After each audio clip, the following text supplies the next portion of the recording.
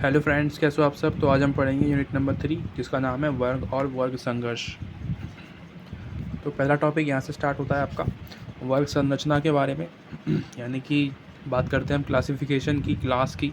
तो Karl Marx का ऐसा मानना है कि जो क्लासिफिकेशन है या जो क्लास है, वर्ग है, वो पूंजीपतियों की देन है।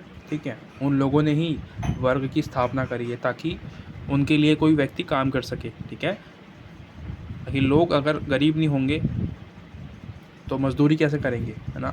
झाड़ू पोछा कौन करेगा, उनके लिए उनके पैर कौन दबाएगा, ठीक है, उनकी गुलामी कौन करेगा, उनके घर में काम कौन करेगा, खाना कौन बनाएगा। तो ये जो पूंजीपति है, इन लोगों ने ही जो है वर्ग की स्थापना करी है, ऐसा कार्ल मार्क्स का मानना है। तो वर्ग कितने प्रकार के होते हैं बेसिकली आप देखते हो कि गरीब हो गया, अमीर हो गया, भूमिपति हो गया।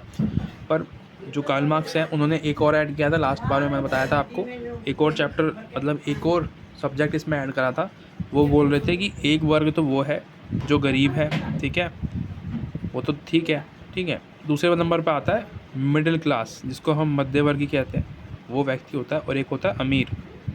अमीर कौन होते हैं, उनके पास भूमि भी होती है, वो अमीर भी है, यानी कि उनके पास पैसा भी है, सारी चीज़ें हैं जो भी एक व्यक्ति को चाहिए होती है। ठीक है,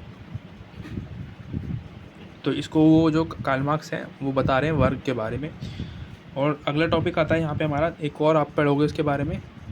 एक तो हो गया बुर्जुआ वर्ग, एक होता है सर्वहारा वर्ग।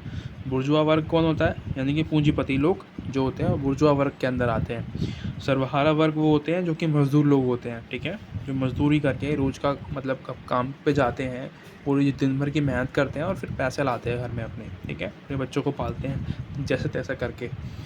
और एक और यहाँ पर टॉपिक है कहीं से, वर्ग निर्धारण के प्रमुख आधार।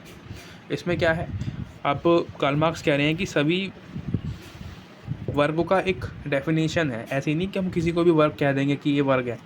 अब फॉर एग्जांपल आप ट्रैफिक लाइट में मिले हो, ठीक है, ट्रैफिक लाइट में मतलब ट्रैफिक लाइट हो गई, आप बहुत सारे लोग वहाँ पे इकट्ठा हो गए, एक दूसरे को जानते नहीं हो आप, आपकी कोई ऐसी मंशा नहीं थी कि आप लोग मिलोगे एक दूसरे से, बस मिल गए थोड़ी देर के लिए, जब तक लाइट होगी तब तक, उसके बाद वो सब निकल जाएंगे।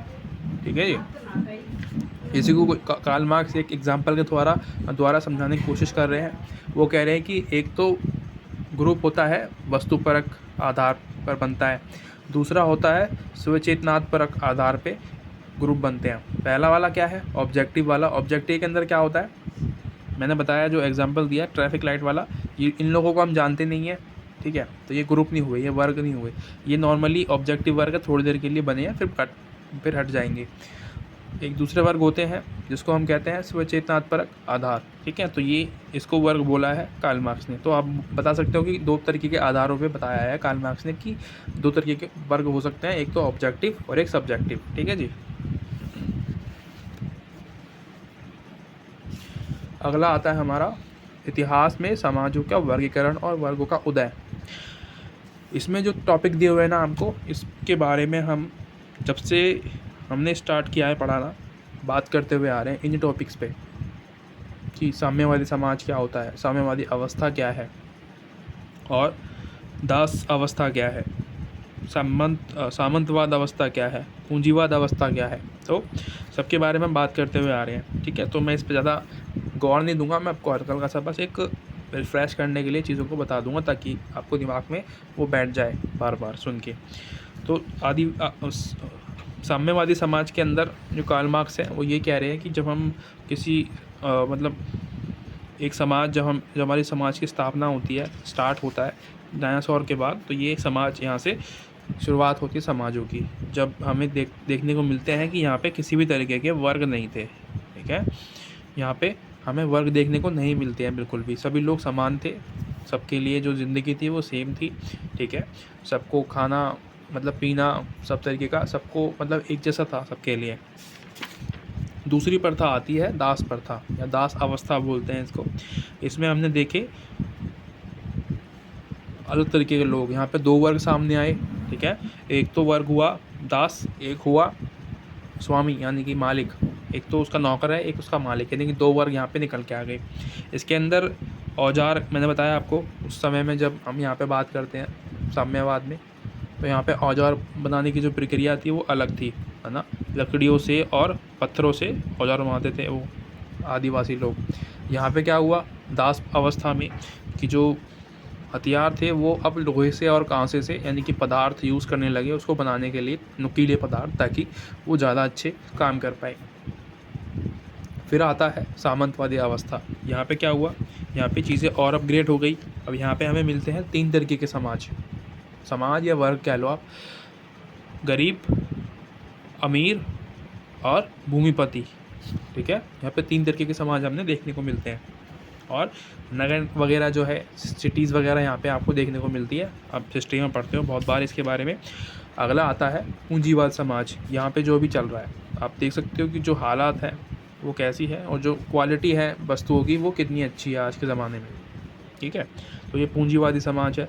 यहाँ पे आपको 3 तरह के ग्रुप देखने को मिलते हैं, लेकिन यहाँ पर थोड़ा बदलाव है। हमने बात की थी सामंतवाद में गरीब, अमीर और भूमिपति की, लेकिन यहाँ पे हम बात करते हैं गरीब, मिडिल क्लास यानी कि मध्यवर्गीय जो परिवार होते हैं या जो फैमिली होती है या जो लोग होते हैं, और एक होता है अमीर। ठीक है, यहाँ पे 3 कैटेगरी में अलग अलग कर दिया। बस यहाँ पे भूमिपति को हटा के ऐड कर दिया किसके अंदर, अमीरों के अंदर, क्योंकि भूमिपति लोग अमीर होते हैं, अमीर लोग भूमिपति होते हैं। ठीक है, और मिडिल क्लास और गरीब, क्योंकि लोकतंत्र आ गया बेसिकली, तो इसलिए ऐसी अवस्था को लाना पड़ गया। अब आता है हमारा अगला टॉपिक जिसको हम कहते हैं वर्ग संघर्ष की क्रांति। तो कार्ल मार्क्स ऐसा कह रहे हैं कि ये जो पूंजीवादी समाज है, ठीक है, पूंजीवादी समाज है, ये ख़त्म होने वाला है। जैसे कि ये ख़त्म होगा, मतलब लोगों को जब चेतना पैदा होगी उनके अंदर कि हमारे साथ शोषण हो रहा है, उस दिन ये जो समय है ना पूंजीवाद का, ये समाप्त हो जाएगा और फिर दोबारा से साम्यवाद की स्थापना होगी। ठीक है, क्योंकि क्यों कह रहे हैं ऐसा, क्योंकि उनको पता है, जैसे कि मैंने बताया आपको, स्थापना हुई, स्टार्ट हुआ साम्यवाद से। ठीक है, या जहाँ पे कोई भी वर्ग नहीं देखने को मिलता। फिर एक वर्ग आया जिसको हम बोलते दास प्रथा, वहाँ पे 2 वर्ग देखने को मिल गए आपको। फिर आया सामंतवाद, फिर वहाँ आपको कितने वर्ग मिल गए देखने को, 3 वर्ग। फिर आ गया पूंजीवाद, फिर वहाँ पे 3 वर्ग देखने को मिल गए। अब क्या हो गया, ये कह रहे हैं कि इन वर्गों का खात्मा हो जाएगा कुछ दिनों बाद। ठीक है, तो लोग जो हैं वो पूंजीवाद को समाप्त कर देंगे, फिर दोबारा से साम्यवाद की स्थापना करेंगे। ठीक है, जहाँ पे कोई भी किसी भी तरीके का वर्ग देखने को नहीं मिलेगा। अगला टॉपिक आता है हमारा मार्क्स के अलगाव की अवधारणा। इस टॉपिक पे मैंने आपको बहुत बार बता रखा है। अलगाव, हमने लास्ट बार में बात की थी विसंबंध के बारे में, है ना।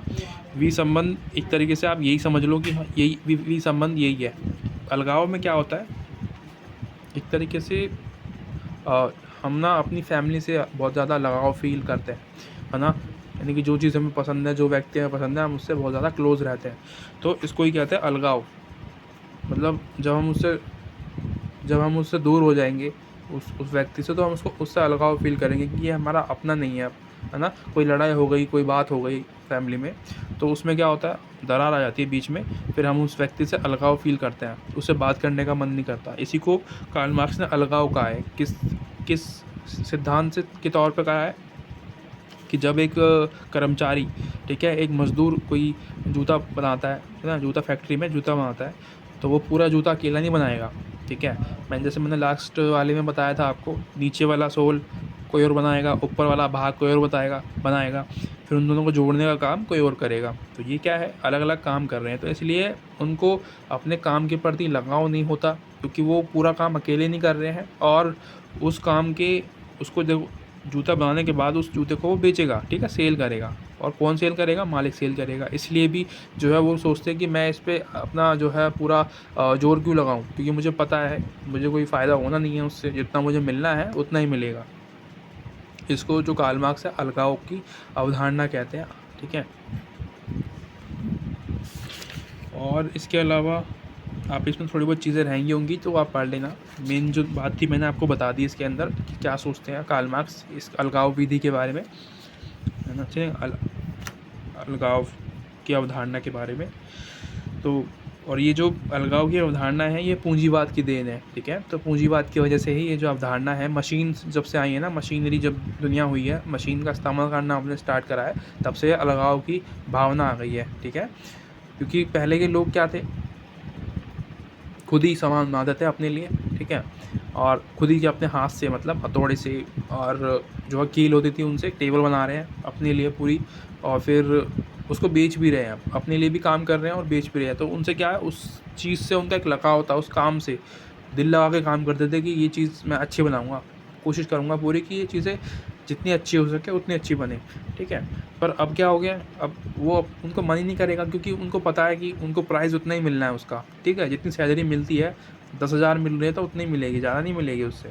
तो इसलिए ठीक है, ये सारी चीज़ें हैं इसके अंदर। आप ये हो गया चैप्टर ख़त्म। Thank you so much for watching, मिलते हैं अगली वीडियो में।